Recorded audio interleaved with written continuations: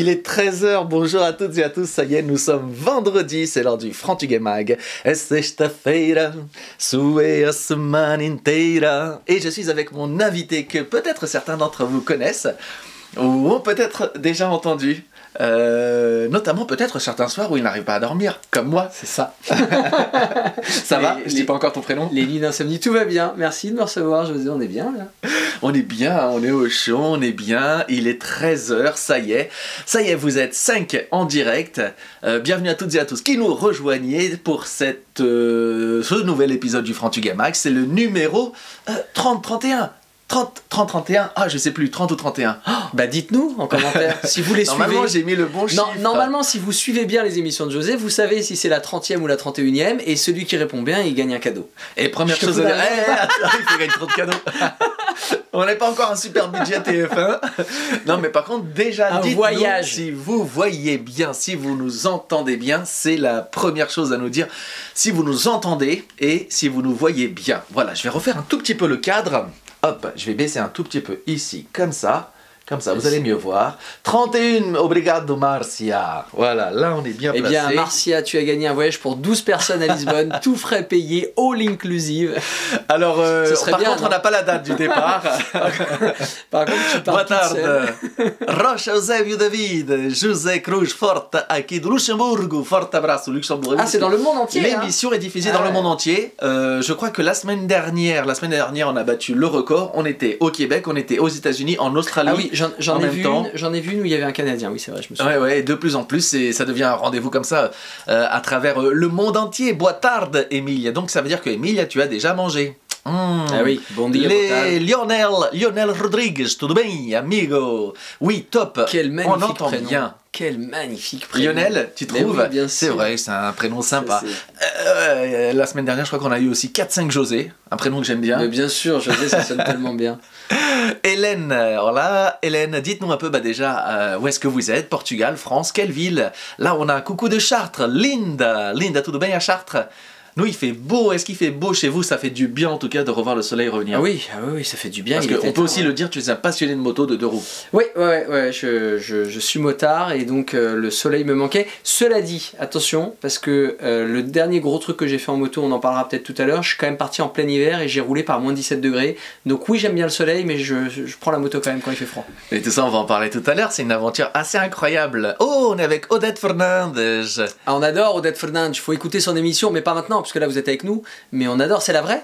Mais oui, c'est Odette d'ailleurs. Odette, un gros coucou parce que notre Frantugues Mag d'il y a donc maintenant 4 semaines bat tous les records. Il a dépassé les 16 000 vues. Ça m'étonne pas. Elle est belle, elle est talentueuse, elle est gentille, bien sûr. Et au public. Belgique, Véronique Marquet. Oh là, bonjour de Belgique, quelle ville?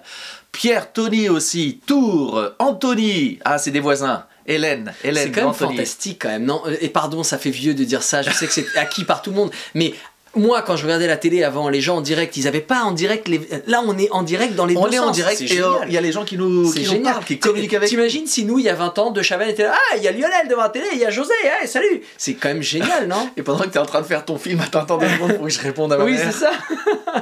Ah non, c'est fantastique. Ça y est, vous êtes 60, on a dépassé les 60, va-t-on battre le record depuis que nous sommes dans les studios, 100 et quelques spectateurs en même temps? Bah, j'espère, moi. Allez, n'hésitez pas à partager sur vos comptes et avec vos amis. Ce que je trouve génial aussi, c'est que nous, on peut savoir qui est là, mais les gens aussi. C'est-à-dire que là, les gens qui regardent, ils savent qu'en même temps que eux, il y a Odette Fernandes qui regarde la même émission qu'eux. Mais moi, je l'écoute à la radio tout le temps, je l'adore et elle a les mêmes goûts que moi, c'est génial. Je trouve ça fantastique. J'adore la nouvelle génération. Pour ceux qui ne connaissent pas, c'est la présentatrice, présentatrice animatrice de l'émission Sofado sur Radio Alpha. 72, allez, on va battre le record. Partagez l'émission sur votre compte à vos amis. Alors, attendez, parce que moi, je vais partager. Votre pause. Ben oui, vas-y. Je vais partager Partage. sur compte, en tout cas, vous avez déjà peut-être... vous êtes certain l'avoir deviné, j'ai vu passer le prénom. Mon invité aujourd'hui s'appelle Lionel, pour Comment commencer. je fais pour partager? Bonjour. Je suis en train de partager. Faites comme moi à partager. Il faut qu'on arrive à 150. Allez, 150, on est 70, on compte sur vous. Mais il y a plein de gens de Belgique aujourd'hui, c'est incroyable. Ah, il y a aussi un monsieur qui nous envoie une proposition pour faire de la voyance et régler tous nos problèmes. Donc bien entendu, ces messages seront supprimés dès que le live sera fini. Est-ce qu'il peut régler les problèmes d'érection? Je connais quelqu'un que ça intéresse, c'est pas moi, c'est un copain. En tout cas, j'en profite pour faire cette petite parenthèse. Il y a plein de gens qui vous écrivent et qui vous proposent ce genre de trucs. Ça ne vient pas de moi. Je ne règle aucun problème et je ne propose aucun service de médiation, même lorsque c'est avec mon nom. Mais ça veut dire que ce sont des faux comptes. Regardez bien. Tu règles pas les problèmes d'érection, toi non plus? Ah non. Rien du tout. J'étais venu pour rien alors. Je trouve pas comment. Lozère, la Lozère est avec nous. Alors il faut aller sur le compte, la page José Cruz Comédien. Je suis sur le profil. Voilà, ça c'est le compte. Il faut aller sur la page. Sur la page. On est là. Hop. Alors attends. Voilà, on est sur la page. On fait un tuto partage. Ouais, parce que moi je sais pas, je découvre Facebook. C'est c'est moi. Mais oui. C'est moi. Regardez, on fait un métaverse, on fait une mise en abîme, le film dans le film dans le film. Ça c'est la story. Donc ça c'est très bien. La story a déjà été partagée pour prévenir les gens. Maintenant tu descends un tout petit peu et regarde. On est là avec un donc petit là, décalage. Normalement, c'est moi, 2 mois. Et donc là, vous pouvez vous lire vous-même. Mettez un commentaire, vous pouvez vous lire. Non, ils peuvent pas. Justement, les commentaires c'est pour nous là. Ah ok, bon bah vous pouvez pas. Sauf si tu partages. Vas-y, je t'invite à partager et à la diffuser. Et là tu pourras voir. Partager dans votre story, non. Partager sur ta page. Dans la story. Dans ton compte. Ah, partager sur une page. Je mets sur une page. Donc, donc on est en direct, nous sommes le vendredi 24. Parce que j'ai une page, moi aussi, je partage sur ma page, voilà. Nous sommes avec Lionel. Lionel comment? Cécilio. Ça s'écrit comment? C-E-C-I-L-I-O. J'ai l'impression d'être à Pôle emploi. Non, mais c'est pour que les gens retrouvent bien. C-E-C-I-L-I-O. Lionel Cécilio. Vous allez Lionel Cécilio, tu es sur Facebook. Tu es invité aujourd'hui parce que tu es comédien. C'est vrai, c'est ce que je fais dans la vie. On se connaît depuis combien de temps? Toute première rencontre, moi je me souviens, j'ai fait mes recherches. C'était les Dimanches de l'humour. Dimanche de l'humour, ça doit être 2007-2008, non? Ah, tu t'en souviens? Bah évidemment. Non, c'est pas ça? Si, c'est ça. Et on était avec Guillaume Meurice, on était avec Kian Kojandi, on était avec les Têtes d'Orange. Et à mon avis, c'est ça, 7-8, 2007-8. C'est ça, 2008, les dimanches soirs. 15 ans, ouais. Le concours, le festival, c'était notre première rencontre. Et oui, vous avez quelques informations, donc vous pouvez, en même temps qu'il y a l'émission, vous pourrez après aller voir aussi, découvrir la page, le travail de Lionel, que j'ai le plaisir de recevoir aujourd'hui pour ce nouvel épisode du Franc-Tugay Mag. Mesdames, mesdemoiselles et messieurs, sous vos applaudissements. Alors quand il y aura plein de budget, on aura des applaudissements, on aura du public, mais on peut les mimer. Lionel Cécilio, comédien. Arrêtez, calmez-vous, n'applaudissez pas si fort. Et en portugais? Oh non, ficam tranquilos, não esteja assim a aplaudir tão forte. Lionel, tu es comme moi, tu es luso-descendant. Exactement. Et comme plein de gens ici à l'écran. Sou de pais portugueses, mas eu nasci em França. Tu nasceste onde em França? No 93, em região parisiense, ao pé de Paris, para aqueles que não conhecem. Vi que havia alguma pessoa de Chartres, de Belgique. Maison Lafitte, Georges. Voilà. No 93, nasci em Montreuil. Em Montreuil. Ouais. E depois, então ficaste aqui. Os teus pais gostaram, fizeram como muitos pais e sont restés là en France. C'est ça. Mais tu retournais aussi tous les étés au Portugal. Ouais. Enfin, tous les étés. Ouais, non, moi j'y allais tous les étés jusqu'à... 1 mois ou 2? 2 mois. Toi, tu fais partie de ceux... petite parenthèse importante, parce que souvent cette histoire revient. Moi, je fais partie de ceux qui allaient 1 mois, c'est-à-dire on allait 1 mois avec nos parents, uniquement nos parents. Non. Toi, non, toi, tu faisais les 2 mois. On prenait l'avion avec le truc autour du cou avec les hôtesses. Je dis on parce que j'ai des frères. On avait le truc autour du cou avec les hôtesses tout seul. Donc mon père nous déposait à l'aéroport, mes grands-parents nous récupéraient à l'autre aéroport. On passait 1 mois de folie sans les parents, avec les grands-parents qui avaient juste envie qu'on kiffe. Je peux te dire qu'on a et qui laissaient faire une bêtise dont on a parlé la semaine dernière avec Olivier. On a retourné le kiff pendant 1 mois et là, à la fin juillet, début août, arrivaient mes parents qui eux descendaient en voiture. Et là, la fête est finie. Voilà. Alors, pas tout à fait, parce que moi, alors dites-nous d'où vous êtes quand vous êtes luso-descendant. Moi, j'ai un père qui est plutôt du centre, on va dire. Alors vas-y, la ville exacte. Alors la ville exacte, c'est un village. On dit tout exact. Oui, allez, moi je dis Bragança. Ah oui, d'accord. En force. Moi, je vais dire Leiria. Leiria. Leiria, voilà, on va dire. C'est pas très le nom du village pour ceux qui connaissent. Alquedão da Serra. Alquedão da Serra. Est-ce qu'il y en a qui connaissent? Est-ce qu'il y a des gens de Alquedão da Serra? On a des gens de Mirandela qui sont avec nous. Je sais pas si c'est le mot pas. Un gros coucou à toute l'équipe de Matraquilhos de Portugal qui remporte plein de titres en ce moment. Ils sont très forts et j'ai découvert l'histoire des Matraquilhos ce matin. Ah, l'histoire d'où ça vient, qui a créé le baby-foot. Ah ouais, c'est une histoire de ouf, je vais la raconter bientôt en vidéo. Moi je la connais, c'est un joueur de foot qui a eu un accident de moto, on lui a coupé les 2 bras et du coup il jouait comme ça et ses potes ont dit mais c'est les 2 jambes plutôt.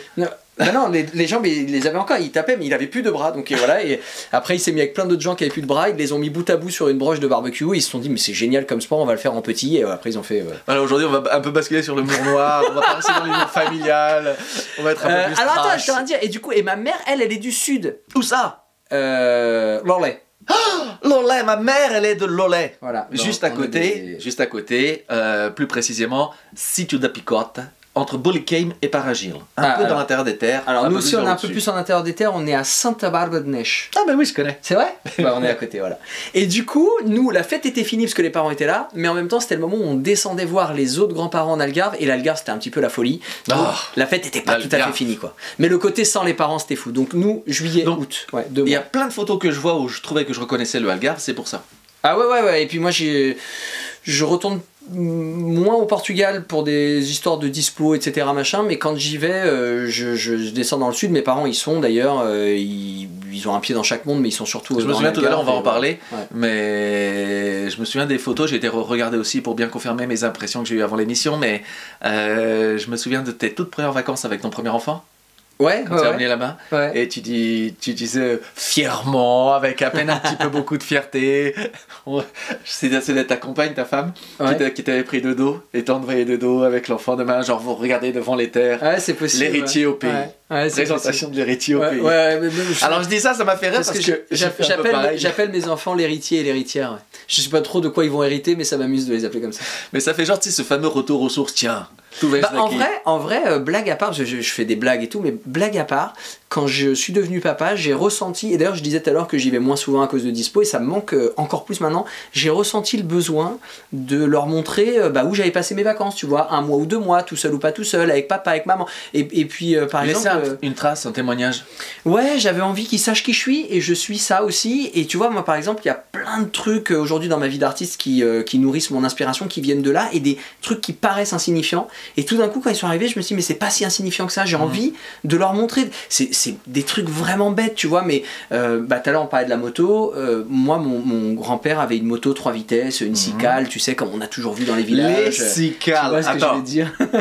Les motos portugaises, on en parlera un jour. Je suis en train de préparer, je suis en train d'essayer, enfin, je dis rien, mais cicale, Famel, Zundap. Ah, Zundap, oui, je connais, mais c'est les motos de notre enfance, des vacances. Bien sûr. Alors attends, moi j'ai une anecdote fantastique, à exclusivité pour ton émission. Allez, c'est parti. Nous, quand on était en vacances le mois de juillet tout seul avec mon frère, il y avait un mec dans le village, tous les soirs, il allait au café du village se bourrer la gueule. Et nous, on l'appelait Ousset. On l'appelait Ousset parce qu'on savait qu'à partir de 7 Superbox, il voyait plus le jour, le mec. Mais chaque soir, il faisait 7 Superbox minimum. Mais c'est pas ça, c'est qu'on savait que grosso modo, à partir de 7, il était bourré. Donc nous, on réunissait ce qu'on avait d'oseille pour lui payer des bières, pour arriver jusqu'à 7. Dès qu'il était bourré, on lui piquait les clés de la cicale. On faisait tout le tour du village, de la montagne avec la moto, on s'éclatait, on rigolait. Et quand elle avait plus d'essence, on la laissait là où elle était. Et le lendemain matin, on le regardait faire le tour du village à pied pour chercher sa bécane. Et c'était notre grande rigolade absolue. Je sais pas ce qu'est devenu Ousset. Et chercher sa moto. Je pense qu'aujourd'hui, il doit encore chercher sa bécane. Et quelle rigolade, c'était un peu notre grande rigolade à nous. Donc on est en train de découvrir que finalement t'es quelqu'un de très sympa. Mais non, mais c'est des conneries d'enfants, mais c'est rigolo quoi. Et franchement, et du coup, les cicales, ça nous habitait. Et voilà, je parlais de mes enfants. Mon grand-père il avait cette moto, et quand mon grand-père est décédé, la moto est restée là-bas sous la poussière et tout. Et tout d'un coup, avec mon fils, alors qu'il était tout petit, vraiment, c'était un autre monde pour lui. Je sais pas, j'ai eu envie d'ouvrir la porte du grenier, de la cave pour le coup, de lui montrer la moto, de machin. J'avais envie de lui montrer les trucs qui avaient qui avait un peu mes Madeleine de Proust à moi, quoi, tu vois, des odeurs, des bruits. Il y a pas longtemps, j'avais répondu à une interview qui rejoignait plus ou moins ce sujet, et j'en parle, c'est pour ça que moi j'ai fait la référence sur ces photos qui moi, quand toi t'avais fait ces photos avec ton héritier, moi j'étais pas encore papa. Donc moi, entre guillemets, j'avais trouvé ça sympa, mais je pouvais pas comprendre pourquoi. Oui, c'est ça, ouais. Je trouvais ça sympa, mais je pouvais pas savoir.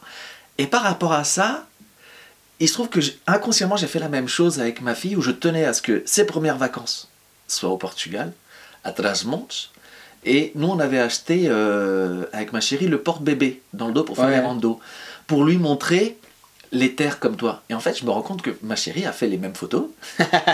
J'ai pas mis héritière.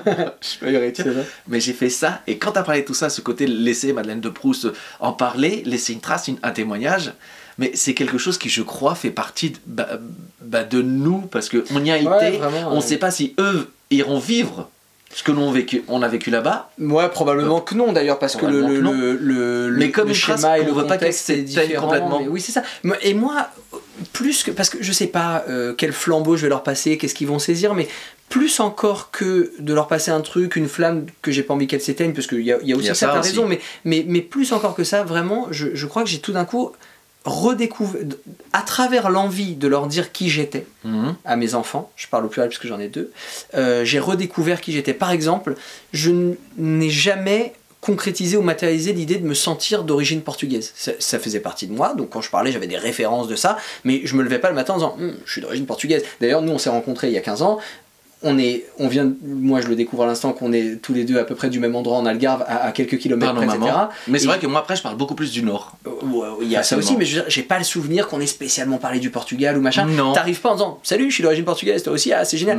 Et donc je me sentais pas, en fait je me sentais rien, c'est pas que je me sentais pas portugais. On le savait. J'ai un agent à Lisbonne, je travaille en portugais, je travaille au Portugal et tout, mais je me lève pas tous les matins. Et quand j'ai eu mes enfants, j'ai eu envie de leur dire qui j'étais. Et au moment de leur dire qui j'étais, j'ai redécouvert qui j'étais. J'ai dit, ah putain, mais en fait, je suis ça. J'arrive de là, je me suis construit de ça, il y a ça dans ma tête, il y a ça dans mon cœur. Mais je pense que c'est du coup important. Pareil pour nos parents. Et c'est aussi pour ça que nos parents insistaient pour qu'on aille en vacances là-bas.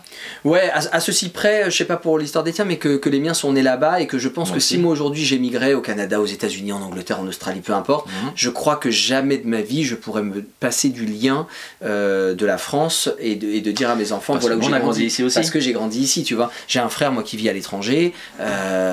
Voilà, tu sens que ça reste un Français. Alors lui, il cumule, ça reste un Français à l'étranger, d'origine portugaise, donc il y a vraiment ce truc-là. Mais oui, il y a ce truc aussi que nos parents sont nés là-bas et que tu peux pas te passer de couper ce lien. De couper ce lien. Mais pour nous, je crois que c'est encore différent parce qu'il est pas palpable. Moi, j'ai pas grandi là-bas et pour autant, et d'ailleurs, jusqu'à il y a très peu de temps, parce qu'après j'y suis allé différemment à d'autres moments de l'année, mais il y a très peu de temps, je connaissais pas le Portugal. Je connaissais le Portugal en juillet-août dans les villages de mes grands-parents. Et tu connais ton village. C'est ça. Mais moi c'est pareil. Moi quand j'allais en vacances avec mes parents, voilà, on passait 15 jours au nord, dans le village et dans la ville, et 15 jours au sud. Et on visitait des choses sur le chemin pour descendre du nord au sud. Moi je me souviens de ma compagne, qui est pas portugaise, elle est française, et quand on s'est mis ensemble, elle me dit, bon on va aller à Lisbonne, alors qu'est-ce qu'il y a à voir? Je sais pas. C'est quand la première fois que tu as été à Lisbonne? Très tard. Très tard. La première fois que je suis allé à Lisbonne, je devais avoir... Alors non, j'y suis allé avec mes parents, mais en coup de vent. On a traversé la ville. Je parle de vraiment d'aller la visiter et prendre le temps de se poser. Prendre le temps de découvrir ce qu'était cette ville. Je devais avoir presque 30 ans, je pense. D'accord. Ouais, c'était il y a une dizaine d'années, je pense. Ouais, je pense. Je me rends pas compte, là, peut-être qu'il y a des souvenirs qui m'échappent, mais à mon avis, ouais, c'était ça. Et puis après, on va revenir aussi aux enfants, alors, du coup. Ouais. Du coup, on va continuer un peu sur le côté professionnel. Il y a plein de questions, il y a plein de gens qui arrivent. On nous demande, est-ce que tu transmets un peu le portugais aussi à tes enfants? Est-ce que tu commences à leur en parler? Alors, c'est un vrai sujet pour moi, vraiment. Moi, j'ai été élevé en français par des parents qui ne voulaient pas parler portugais à la maison de peur qu'on s'intègre mal, que... Ça, voilà. C'est pas une majorité, mais j'ai une cousine qui est dans ce cas. Il y a quand même un pourcentage non négligeable de parents qui ont pensé comme ça. Voilà, et du coup moi j'avais... Donc je parle portugais, et comme je disais tout à l'heure... Mais... à la maison, c'était pas genre... enfin, quand t'étais petit, c'était pas genre à l'école on parle français, on arrive à la maison, c'est le portugais. Non, pas du tout. On parlait que français à la maison. D'ailleurs, mon père parlait en portugais, il travaillait dans une entreprise portugaise, il parlait en portugais au travail. Mais à la maison, on parlait français. Mes parents n'ont pas du tout d'accent, ni l'un ni l'autre, quand ils parlent français. Et je pense que si on se raconte pas quand on croise quelqu'un, il y a plein de gens qui ne pouvaient pas deviner qu'on était d'origine portugaise. Et pour autant, ils sont tous les deux nés là-bas, on y allait tous les étés. Mes grands-mères ne parlaient que le portugais, elles parlaient très très mal français. Donc nous, on a appris le portugais avec mes grands-mères et tout. Donc moi aujourd'hui, j'ai la chance de parler cette langue, je la parle bien, je travaille comme je disais tout à l'heure en portugais, que ce soit ici en France ou là-bas, etc. Il n'y a aucun souci. En revanche, je n'ai pas ce réflexe. Et avec mes enfants, je ne trouvais pas, et comme en plus ma compagne est française, je ne trouvais pas l'endroit, le biais par lequel je pouvais... je me voyais pas tout d'un coup, en plein milieu d'une phrase, leur dire d'aller prendre le bain en portugais alors que ça n'avait pas de sens, etc. Et c'est un truc qui m'a beaucoup travaillé, on en a beaucoup parlé avec ma compagne, avec des amis autour de moi, etc. Et il y a quelques années, donc mes enfants sont petits, donc quand je dis il y a quelques années, c'est assez récent. Et ils ont quel âge? Ils ont 3 et 6, donc ils sont, tu vois, ils sont tout petits. J'ai enfin trouvé un biais par lequel je pouvais leur parler portugais. Alors ils m'entendaient parler portugais quand j'étais au téléphone avec ma grand-mère qui est encore vivante, ou de temps en temps, en blague, ou parce qu'on s'autorise, je parle portugais avec mes parents. Et puis il y a des moments où il faut utiliser le portugais pour exprimer certaines choses. Exactement. Donc ils m'entendaient, mais leur parler à eux, non. Et j'ai trouvé un axe, un biais, parce que pendant le confinement, il y a l'école de mon fils qui m'a téléphoné en me disant voilà, on sait que vous êtes comédien, on sait que vous êtes lecteur, on sait que vous faites aussi beaucoup de lectures de poésie, de choses comme ça, etc. Nous, on manque d'intervenants, c'est le Covid, c'est compliqué. Est-ce que vous accepteriez de venir faire des lectures aux enfants? Donc j'ai dit oui, avec plaisir. Et ils m'ont dit si vous parlez une autre langue, ça serait fantastique parce qu'on voudrait en plus du portugais. Non, ils ne savaient pas que je parlais portugais. Ah d'accord. Et ils me disent si vous parlez une autre langue, ça serait fantastique, comme ça ils entendront une autre langue et ça peut leur éveiller un truc. Je dis il se trouve que je parle une autre langue. Et donc je suis allé dans l'école de mon fils faire des lectures en français et en portugais, et c'est là que mon fils m'a entendu vraiment faire une lecture sur la durée, un truc un peu adressé, un peu en représentation. On était dans le préau, il n'y avait rien de très officiel, ils étaient assis par terre, moi sur une chaise, mais tout d'un coup, et c'était devant ses copains.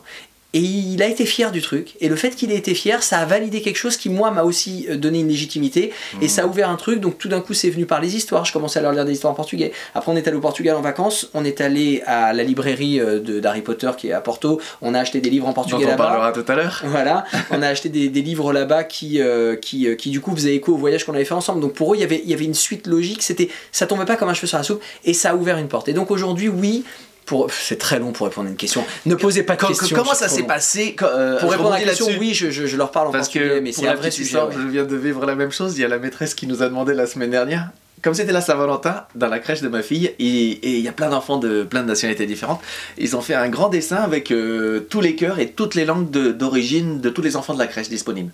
Disponible, n'importe quoi. présent. Qui sont là. Et donc, je crois qu'il y a représenté des langues différentes une dizaine. Ah oui, mais moi... Et donc la directrice, en passant un matin, déposant un m'a dit au fait, est-ce que ça vous dirait de venir faire une matinée d'intervention, je sais plus comment ça s'appelle, présence avec les enfants, d'acclimatation, et elle m'a dit à terme, je sais plus, être avec les enfants, voir comment ça se passe, tout ça.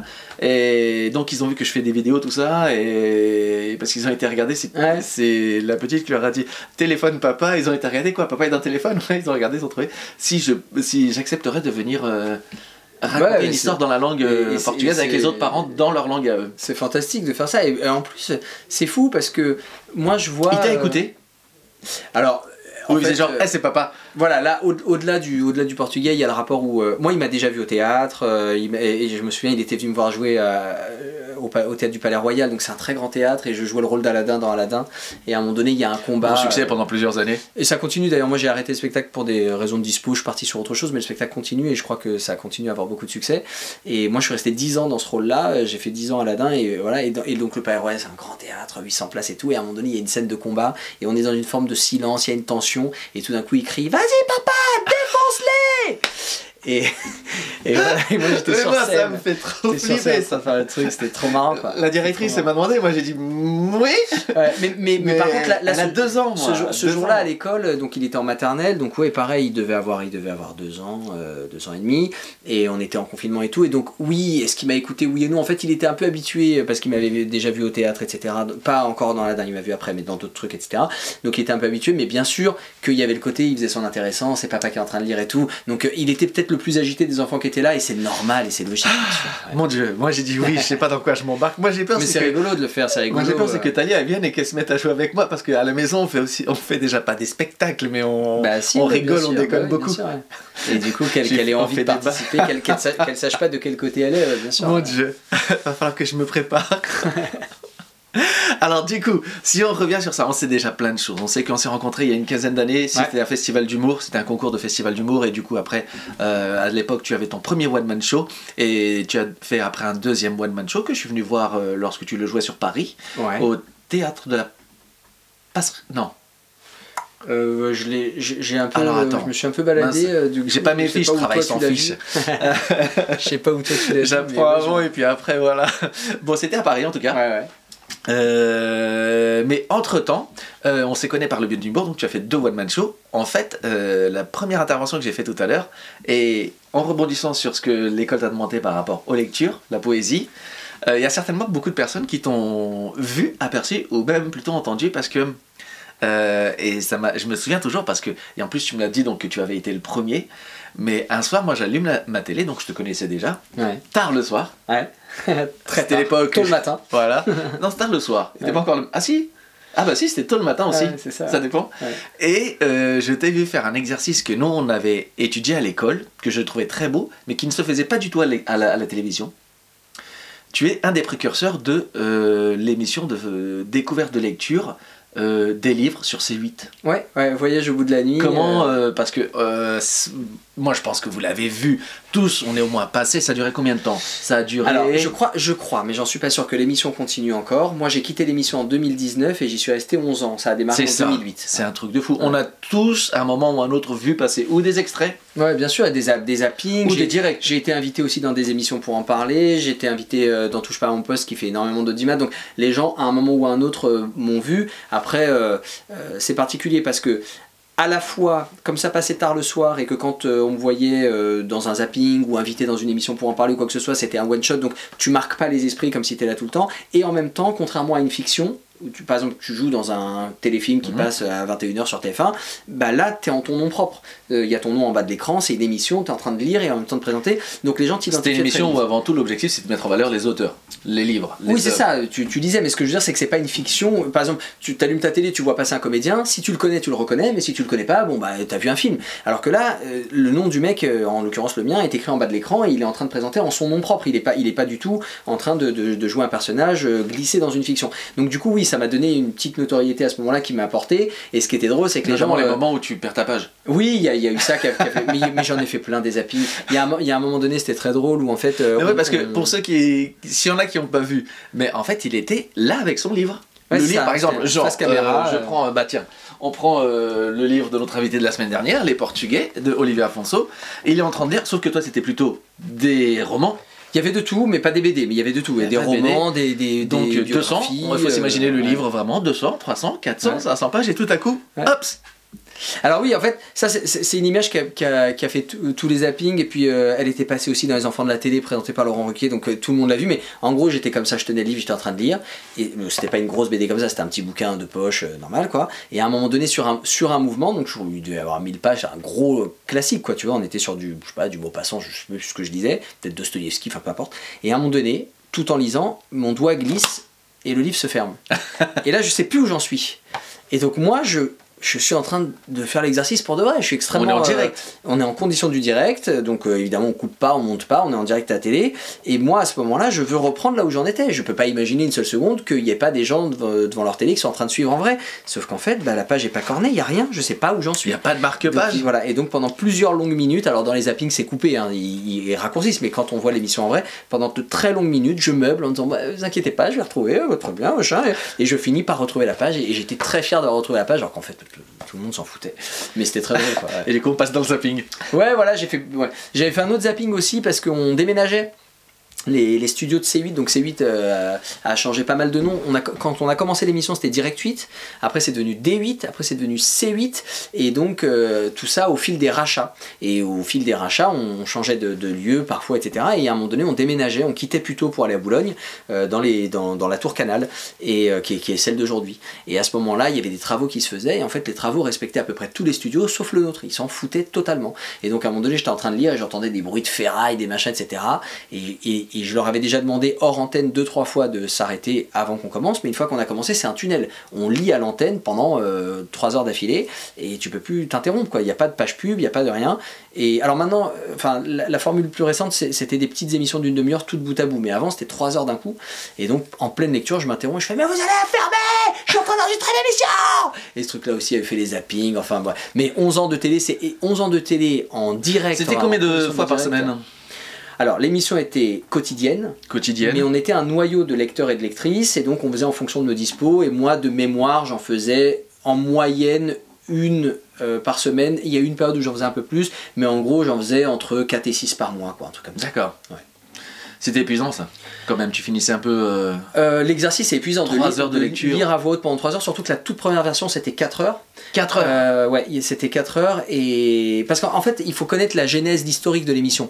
Il y avait à ce moment-là la TNT, et plein de chaînes se créaient. Mais toutes ces chaînes qui se créaient, même si elles avaient les moyens, elles arrivaient sur un monde hyper concurrentiel où c'était compliqué. Et en France, il y a une loi pour assainir la concurrence, pour éviter que des Qataris fassent la même chose en télé qu'ils ont fait en foot avec le PSG. Tu peux pas arriver... On parlait pas on parlait du PSG.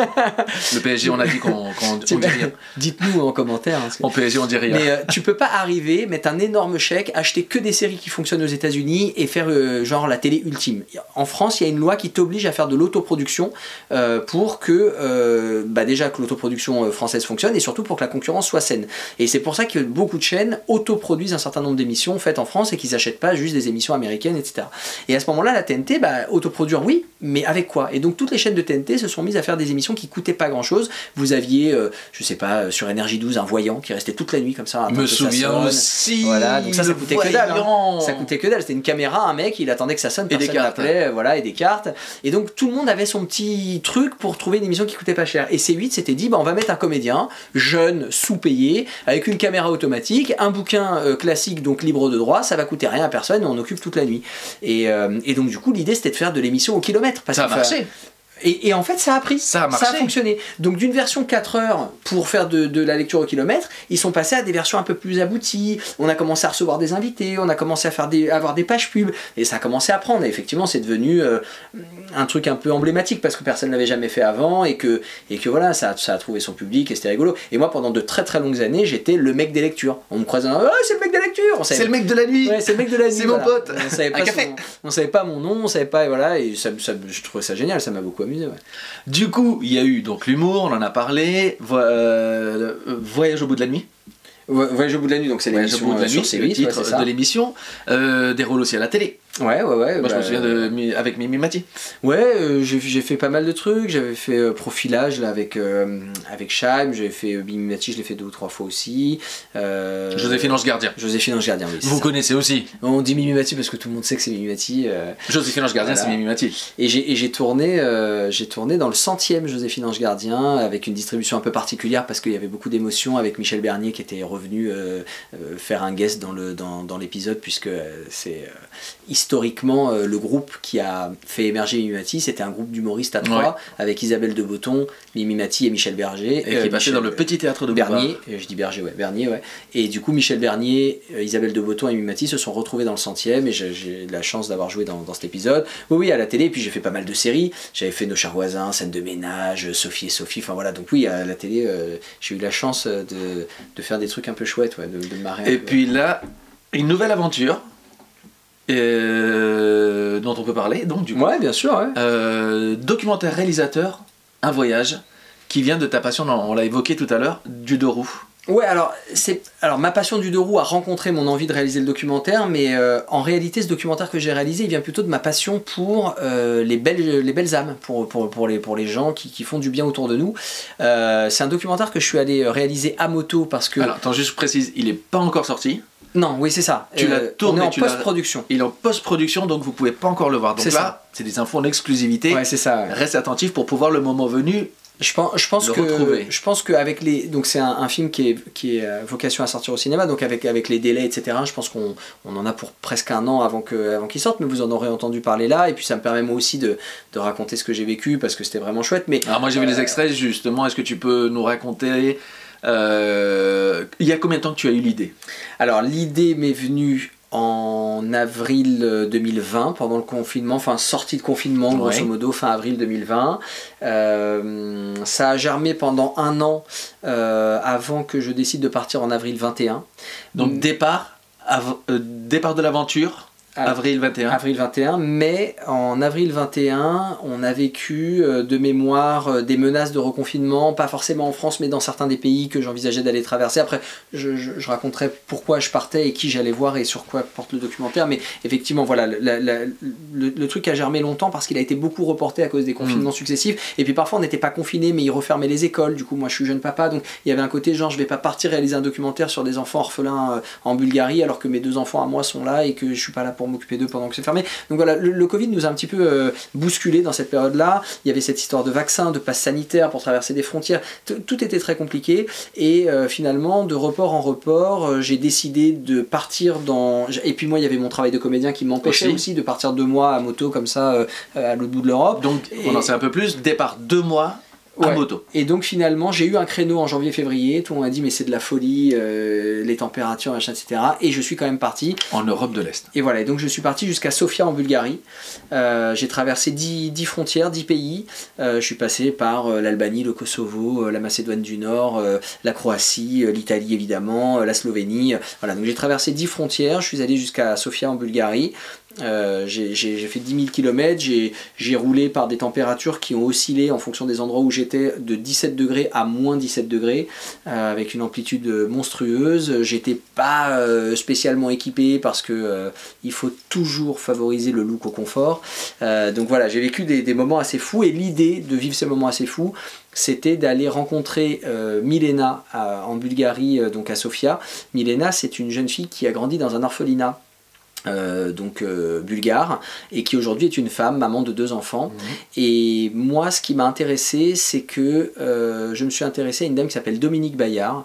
Dominique Bayard, elle dirige une association qui s'appelle Bonne Mine, et en fait c'est une association avec peu de gens dedans, hein, ils sont 2 en fait. Et Dominique Bayard, pour des raisons plus précises, on peut rentrer dedans, mais là je fais grosso modo le thème du documentaire, a décidé il y a 46 ans, elle a 86 ans aujourd'hui, et c'est un personnage, elle est incroyable, elle se balade en scooter avec son chien entre les jambes, enfin 86 piges, c'est une folie quoi. Et elle a décidé il y a 46 ans de mettre son temps, son énergie, son argent, sa bienveillance, sa considération au service d'enfants bulgares dans des orphelinats qui étaient, à cause de l'implication de la mafia dans ces orphelinats, qui étaient voués qui au trafic d'organes, qui à la maltraitance, qui à la prostitution, qui à l'esclavage moderne. Et en fait, la mafia bulgare faisait un peu son marché dans ces orphelinats, et ces enfants étaient terriblement maltraités et voués à des destins vraiment contrariés, vraiment terrible.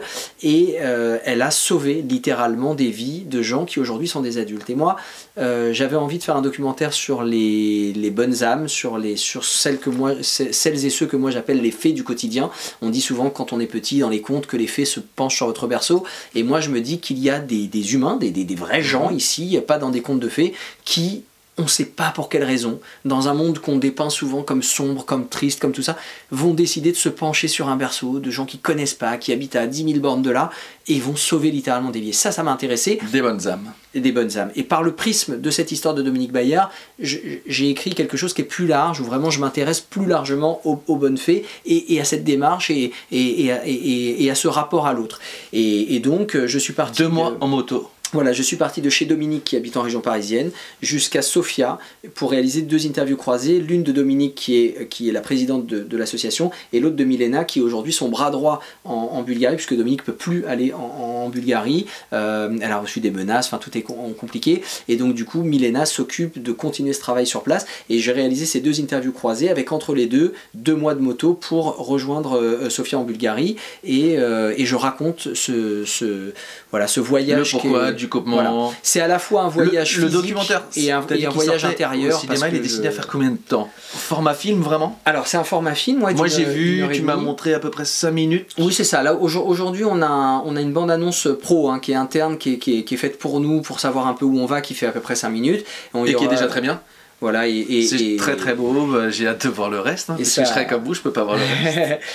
Parce que ça n'existe pas pour l'instant, le reste n'est pas monté, mais ça a vocation à faire 1h30. On travaille aujourd'hui avec une production de cinéma qui a été intéressée par le projet. On est dans ce qu'on appelle nous la post-production. La post-production, c'est le montage, donc on met les images bout à bout dans un ordre précis, mais en l'occurrence il y a aussi l'étalonnage qui permet de trouver une espèce de colorimétrie de l'image qui soit un peu uniforme, parce que mes images ont été tournées avec des caméras différentes dans des moments différents. Il y a des images qui sont tournées en roulant à moto, d'autres qui sont tournées à pied avec des gens, il y a des images qui sont des interviews vraiment posées, donc il faut essayer de trouver une uniformité de tout ça. Puis après il y a le mixage du son, parce que les sons sont pas toujours les mêmes, et après, enfin avant le mixage du son même, il y a l'écriture du documentaire que moi j'ai déjà commencé, mais qui va évidemment évoluer avec les images et la manière dont on va le monter. Évidemment qu'en fonction de comment tu montes, tu réécris un petit peu les choses. Et ensuite il y a l'enregistrement de cette voix off qu'on va devoir coller dessus, et puis après, comme je disais, le mixage, etc. Donc tout ça prend beaucoup de temps, mais c'est une aventure fantastique. On se donne rendez-vous dans 1 an. Ouais, peut-être 1 an, ouais. Moi, en vrai, j'espère avant, mais j'ai pas de documentaire, c'est ça. C'est finalement entre l'idée et le moment où on tourne vraiment, on est souvent dans ces délais-là aussi, pas loin de la même chose d'un film, on est sur 2-3 ans de toute façon. Ouais, c'est ça, et puis d'abord il y a ça, contrairement à à un film, on maîtrise pas la période de tournage. Là par exemple on peut s'apercevoir au montage qu'il manque des choses et retourner des images, ce sera pas exclu de faire ça, puisque l'idée, en fait, un documentaire ça pourrait être un livre en fait. Un documentaire c'est des images qu'on a tournées, qu'on vient mettre sur un récit qu'on fait pour raconter une histoire et mettre le doigt sur quelque chose qui nous intéresse. Donc moi j'avais adoré par exemple Marcher sur l'eau d'Aïssa Maïga, qui est un documentaire qui est sorti au cinéma, qui fait 1h30 sur justement l'importance de l'eau potable dans les pays d'Afrique subsaharienne et surtout comment dire le rapport à l'eau qu'on a aujourd'hui sur la planète en fonction d'où on est, de qui on est et du climat et de l'endroit de la planète, etc. C'est passionnant, mais comment dirais-je, contrairement à un film de fiction, on ne maîtrise pas la période de tournage, on ne maîtrise pas les images qu'on va avoir, parfois on est un peu béni des dieux, parfois il en manque, parfois il faut refaire, donc oui, ça prend du temps. Le documentaire, après, c'est vrai qu'on peut rattraper, c'est ça, compléter. Alors que le film, on peut plus remobiliser toute l'équipe. Une fois que le film est tourné, on doit faire avec tout ce qu'on a. Il y a très peu de films qui retournent quelques scènes, quelques petits trucs. C'est trop compliqué de remobiliser tout le monde. Comme je disais tout à l'heure, un documentaire, c'est des documents vidéo ou voix qu'on va mettre au service d'un récit. Mais le récit que je suis en train de faire là, il pourrait déjà suffire en fait. Je pourrais monter sur une scène et raconter cette histoire sous forme de spectacle. Le documentaire en fait, c'est le support qui va permettre de capter votre attention. Parce que les images sont belles, parce qu'elles s'enchaînent bien, parce que le montage est bien, parce que la voix du narrateur est bien, vous allez écouter le récit. Mais ce qui est important, c'est le récit. Et donc en fait, finalement, tout est prétexte au récit. Alors que dans un film de fiction, c'est le film qui est l'objet. Je veux dire, bien sûr que l'histoire est importante, mais c'est pas le récit. Moi, si demain je monte sur une scène pour faire Sixième Sens, il faut vraiment que je sois bien accroché, que j'ai des bons comédiens, une bonne mise en scène, et c'est possible qu'on n'y arrive jamais. Alors que dans un documentaire, on est beaucoup plus proche d'une forme de réel. Et d'ailleurs, moi, je suis assez fan, et à mon avis, dans ce que j'ai fait, très inspiré de ce que fait Sylvain Tesson. Sylvain Tesson, c'est d'abord un auteur de livres, qui ensuite fait le documentaire, mais les deux objets cohabitent. Il y a les livres qui sortent, La Panthère des Neiges, ou je sais pas, les Sibéries, enfin les plaines de Sibérie, et à côté de ça, vous avez le documentaire. Donc forcément, oui, on peut toujours tout rattraper, puisque l'objet, c'est le récit. Donc après, les images, elles sont là pour tenir, pour sublimer, pour mettre en exergue, mais c'est le récit qui est important, quoi.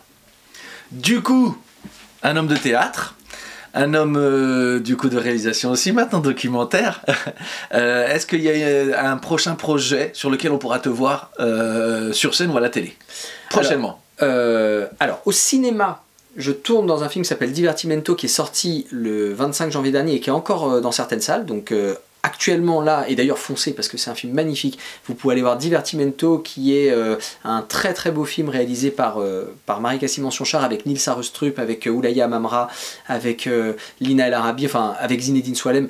Vraiment une ribambelle d'acteurs et d'actrices fantastiques, et c'est l'histoire vraie de la première femme chef d'orchestre en France, qui est encore vivante évidemment, et que moi j'ai rencontré pour tourner le film, puisque moi j'y ai joué le rôle, puisque c'est une histoire vraie d'un homme qui est encore vivant aussi, que j'ai eu la chance de rencontrer à une des projos, qui était le directeur du conservatoire de Stein, où a démarré le personnage qu'interprète Oulaya Amamra de cette jeune femme qui s'appelle Zaya, qui a été la première femme chef d'orchestre en France. Voilà. Et moi c'est en voyant la bande-annonce du film, que j'ai pas encore eu le temps d'aller voir, mais que je compte aller voir, que je me suis dit, faut que j'invite Lionel pour parler de ça.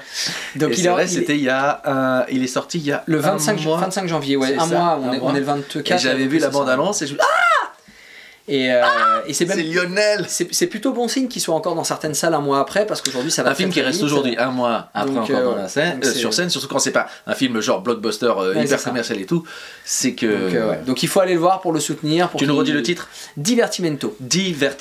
Voilà, donc ça c'est pour le cinéma. Et après à la télé, j'ai tourné dans une série qui s'appelle Afropolitaine, qui vient d'obtenir 2 prix, presque 3 même d'ailleurs, le prix donc c'est une série de programmes courts, un peu comme vous allez retrouver des petits formats comme Caméra Café elle était par exemple, c'est une série télé de programmes courts, et elle a reçu le prix du meilleur format court du festival de Luchon, et au même festival de Luchon elle a reçu le prix de l'espoir féminin, qui a été donné en double aux 2 actrices principales donc de la série. Et donc cette série elle est sur, et ça va passer à la télé à partir du 30 mars sur TV5. TV5, toutes les infos seront sur ta page aussi. Évidemment, je vais tout partager. Lionel comment Lionel Cecilio.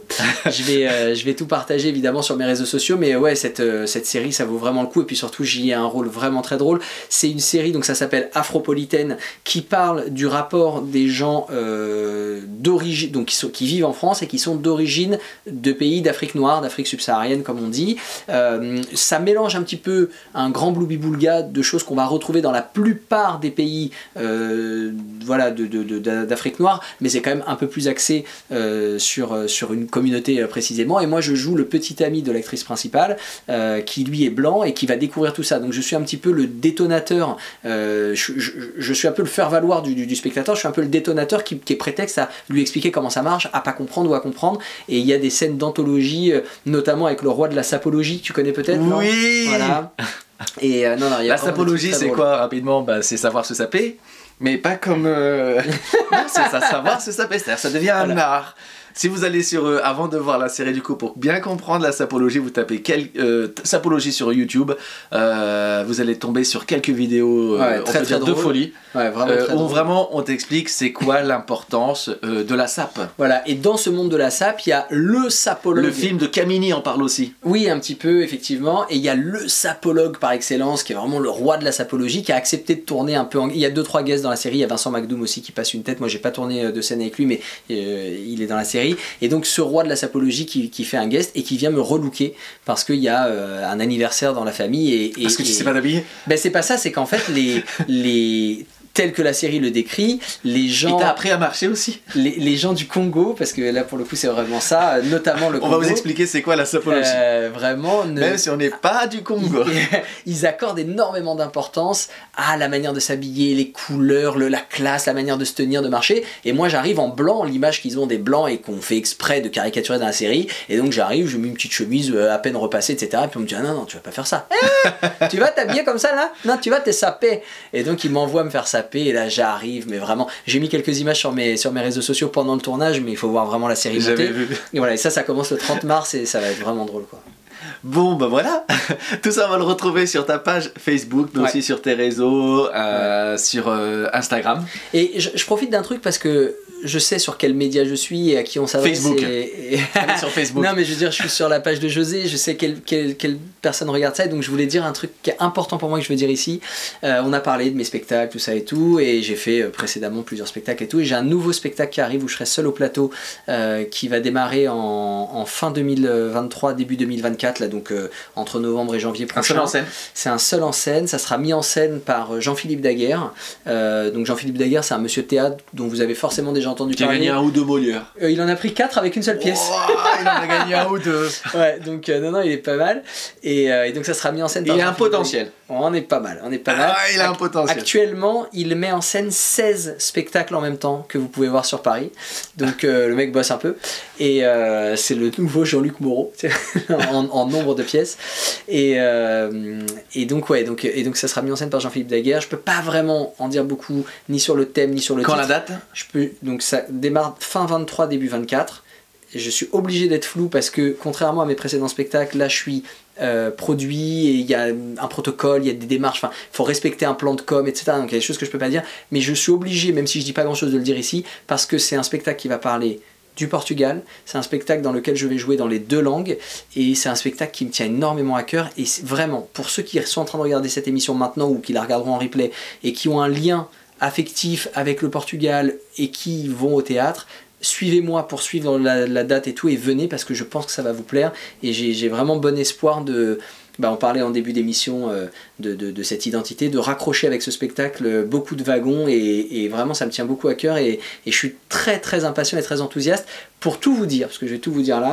C'est l'émission où on dit tout, on vous apprend à vous saper. On est le 24 février et la toute première lecture de travail de ce spectacle c'est le 20 mars prochain, et j'attends cette date comme si c'était Noël. J'ai hâte que ça se concrétise, que ça prenne forme, que le texte sorte, et voilà. Et donc restez connectés, mais rendez-vous sur la page Facebook et sur le compte Instagram Lionel Cecilio. C'est ça, exactement. Pour tout suivre. Ouais, il y aura tout.